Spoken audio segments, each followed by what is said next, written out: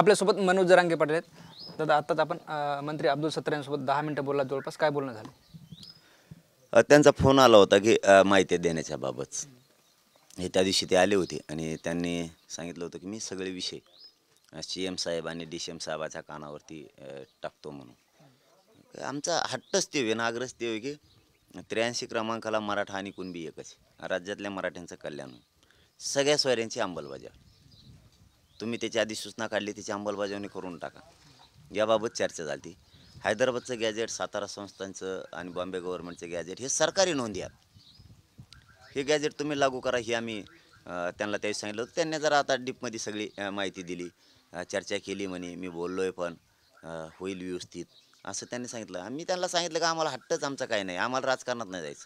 मला नाही, माझ्या समाजाला आमचं काही गुतलं नाही त्या राजकारणावर.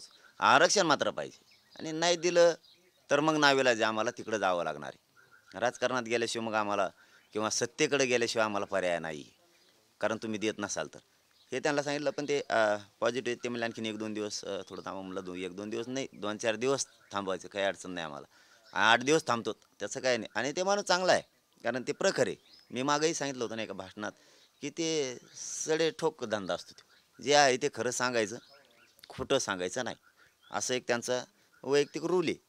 आणि ते आम्ही बघत आलेलो आहेत इथून मागे. ते सडे थोडं बोलतात आणि ते काय असं ना, ते जिथलं तिथं तुकडा वाजवितात त्याचा. काय असं खोटं नाही सांगत. ते चर्चा जर DCM बरोबर झाली तर झालीच म्हणणार.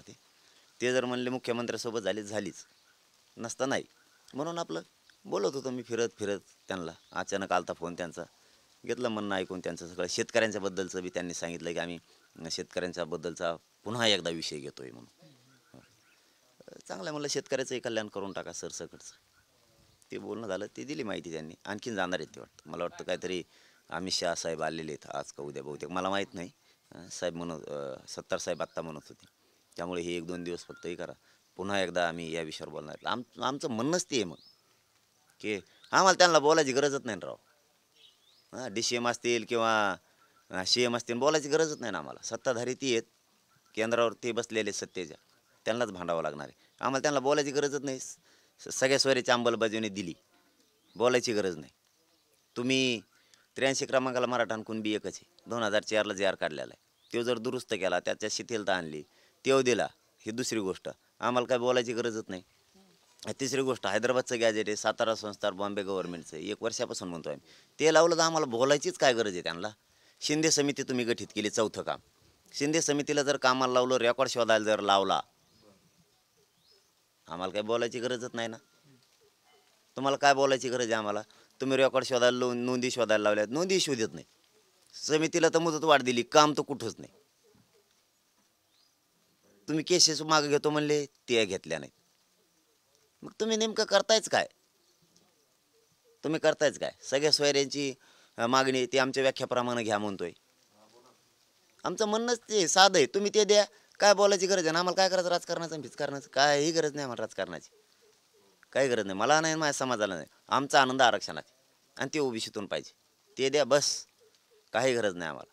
तुमचं राजकारण तुम्हाला लकलाभ, तुम्ही मजात राहा, आमचा समाज मजात राहील. किती सोपं आहे. तुम्ही बोलताना अब्दुल सर असं मारत की फक्त आरक्षण द्या, दुसरं काही नको. दुसरं काय देतो म्हणले ते? नाही, तसा अर्थ नका काढू काही बी. दुसरं काय म्हणजे काय आहे, ती बोली भाषा आहे. बोलता बोलता म्हणतो माणूस. आता ही येतं सुरेश फिरेश असं बोलता बोलतात. भाकर फिकर, शेता फितात गेलता का, हे अशी ती बोली भाषा आहे. आम्हाला काहीच नको. दुसरं असं बोलता बोलता बोललं जातं. आपण नाही म्हणत का माझं तेवढं वावर दे मला, आम्हाला काही नको तो. ही बोली भाषा आहे ग्रामीण भागातली. आम्हाला काहीच नको, दुसरं आरक्षण पाहिजे, हे सरळ सरळ. ह्यो का आजच शब्द वापरला का? मी रोज म्हणतोय आम्हाला दुसरं काही नको, वर्षापासून म्हणतोय आम्हाला फक्त आरक्षण पाहिजे. मग दुसऱ्याचा अर्थ काय? दुसरं काही पाहिजे काय? असं काहीच नाही. आरक्षण पाहिजे एवढंच आहे, दुसरं काहीच नको आम्हाला.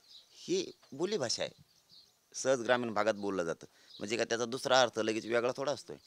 आम्हाला आरक्षण पाहिजे आणि तेवढाच हट्ट आहे आमचा गरिबाचा, आणि ते टिकणारं आणि OBCतलंच पाहिजे बस. काय नको आम्हाला. आपण चालता चालता म्हणतो ना असं, पाणी दे फक्त बस, काही नको दुसरं. दुसरं काय पाहिजे असतं? मग ते शब्द आहे, एकाशी एक शब्दाचे कशात पण. जरांगेंना मयुयानं सुपारी दिली का? पवारांच्या सोपल्यांच्या सोबतच्या भेटीनंतर पेटवा पेटली. राजेंद्र राऊतने जे आहे ते विधानसभा अध्यक्षांना पत्र लिहिले. राज्यात मणिपूरसारखी परिस्थिती निर्माण होईल अशी शंका उपस्थित केली. आता कापाकापी तेच म्हणतोय. आम्ही तर म्हणलो नाही कापाकापी करायचे आणि तुकडे करायचे. आम्ही कुठं म्हणलो? मणिपूर ते आता देवेंद्र फडणवीसला घडवून आणायचं असेल. मला नाही दोष देत कोणाला. मी वेळ आल्यावर बघतो. मी लय ध्यानात ठेवत असतो. हो, आपल्याला जर छेडलं ना लय ध्यानात ठेवत असतो मी.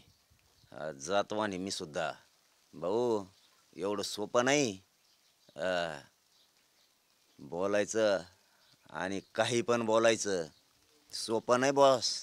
हो, आपल्या नादाला लागायचं म्हणजे त्या भानगडीत नाही पडायचं. तुकडे करीन आणि कापाकापी करील. भाऊ तुकडे करीन आणि कापाकापी करील. एवढ्या सोप्या गोष्टी आहेत का त्या? मणिपूर का काय हे देवेंद्र फडणवीसचे शब्द आहेत. त्यामुळे त्याला दोष देऊन काय उपयोग नाही. हे देवेंद्र फडणवीसला घडून आणायचं आहे, मणिपूर घडून आणायचं आहे का काय काय घडून आणायचं आहे हे त्यांचे स्वप्न आहेत, आमचे नाहीत.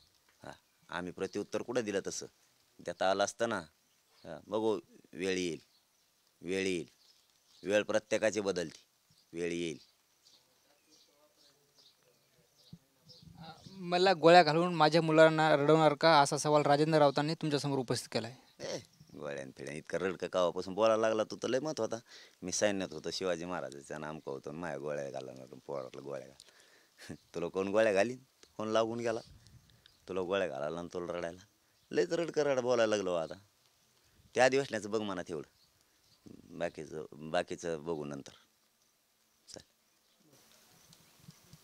निश्चितच होते मनोज जरांगे पाटील ज्यांनी आपली प्रतिक्रिया व्यक्त केली. कॅमेरा पर्सन अमित आडेसह मी ज्ञानेश्वर लोंढे, TV9 मराठी, आंतरवाली सराठी, जालना.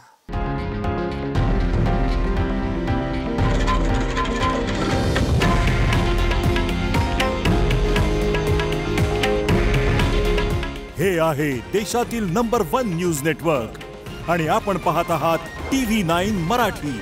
काळजी तुमची, हित महाराष्ट्राचं.